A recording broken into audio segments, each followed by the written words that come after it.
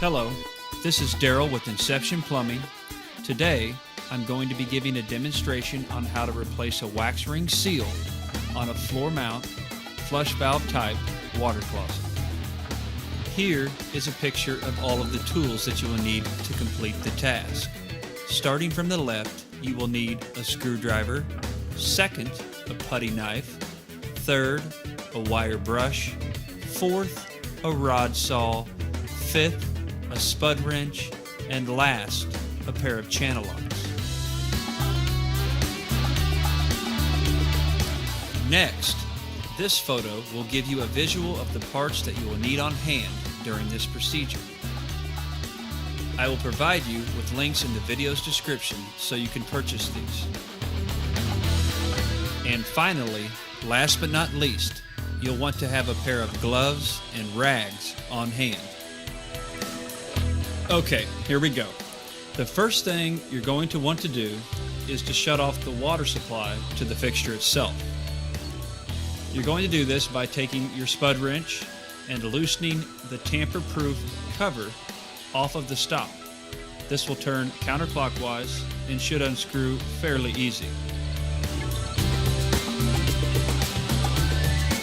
These caps are put in place to keep people from turning the water off. It's in a public facility. People should not be messing with these things. Now, you're going to take your flathead screwdriver and turn the screw clockwise until it goes all the way down and seats. Then, wrench it down a little extra, wipe the water off. You'll get a little water out of that screw, and that's not too big of a deal.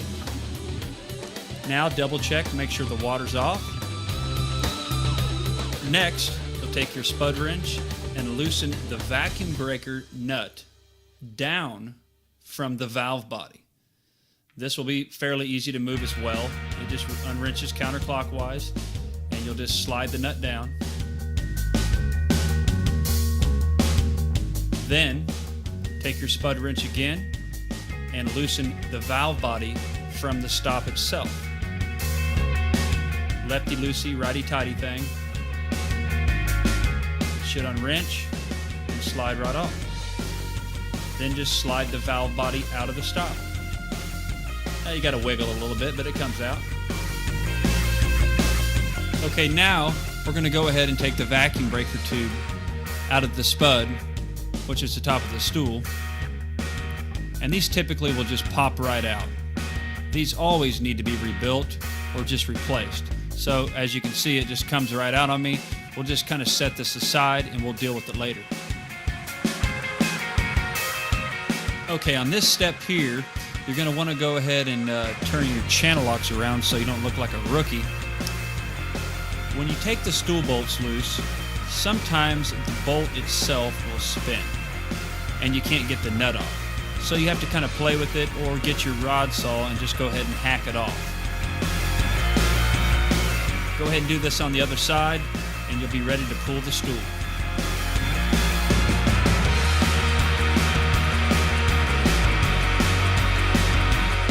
Now, the moment we've all been waiting for, the glory hole. Just straddle the stool, lift up, and move back. And ta-da! Pretty gross, right? A lot of plumbers will skip this step, and I'm guilty. I've done it before, but today I'm going to put a little show on and slap some gloves on for you.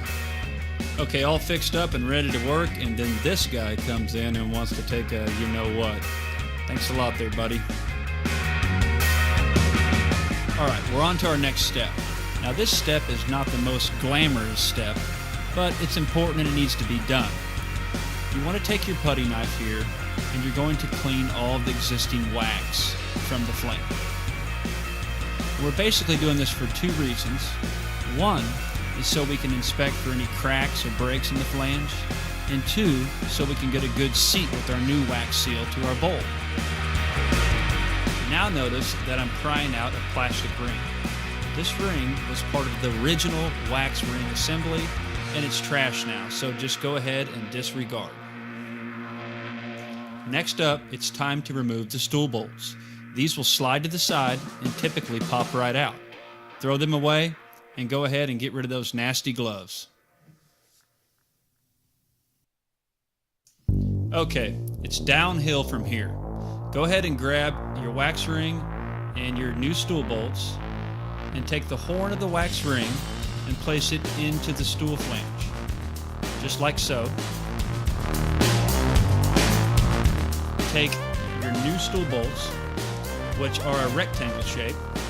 As you can see, they'll only fit one way into the flange. Place them in and slide them into place. Back to the vacuum breaker tube assembly that popped out of the top of the stool earlier. You're going to want to take this nut loose from the spud coupling. The spud coupling is brass and has a gasket on it. It connects to the top of the stool. Inspect it.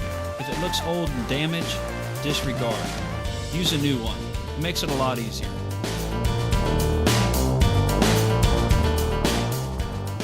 These are very easy to install. You just place it in the top of the stool and snug the nut up. Hold down firmly on the brass and tighten away.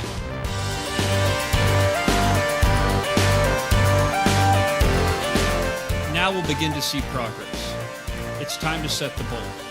You're going to lean down and double check, make sure your stool bolts are straight up and down. Straddle your bowl, lift up, and move into place.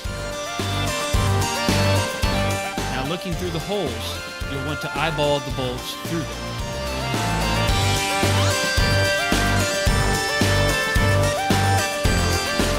Now, spread the wax firmly and seat it to the ground. After the bowl is firm to the ground, you'll want to go ahead and put on your nuts. Tighten these evenly on both sides.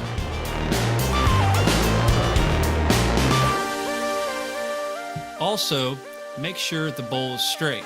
You'll want to lean back and look down it, and just double check and tap it as needed. Now we're ready to assemble the valve. Let's go back to the vacuum breaker assembly. This will need to be cleaned and rebuilt. Go ahead and pull out this piece here and disregard. Next, I like to go ahead and disregard the first nut. This could be recycled. This one you're going to want to keep.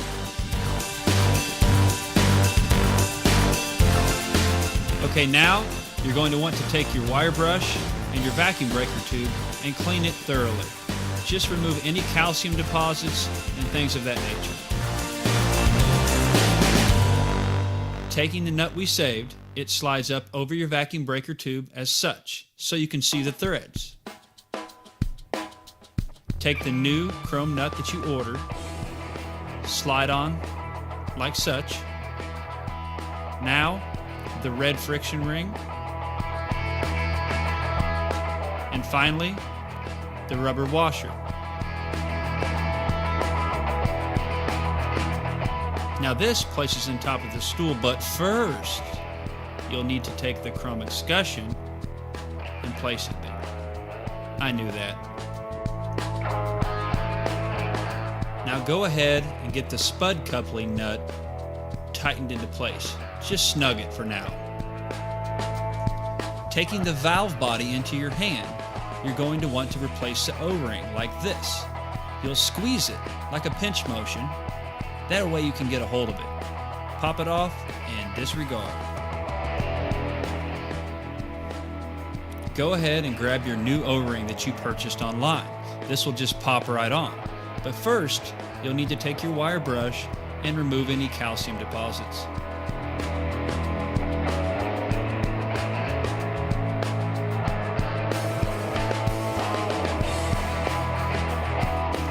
Next, it's time to replace the vacuum breaker parts that you purchased online. You'll take the rubber and the cardboard friction ring and place it into the vacuum breaker tube.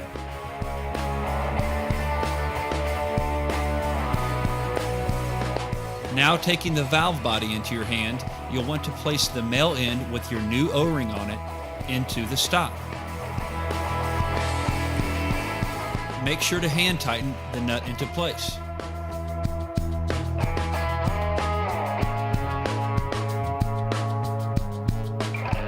Align the cardboard friction ring and slide this nut all the way up to the valve body and hand tighten as well.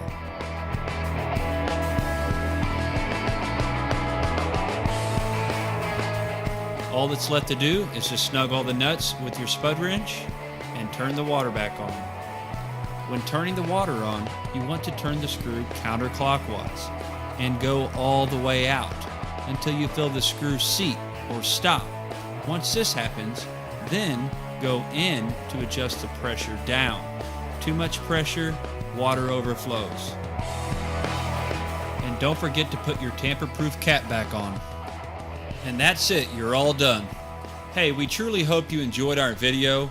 Please make sure you leave a comment below, and if you want more valuable information, go to inceptionplumbing.com.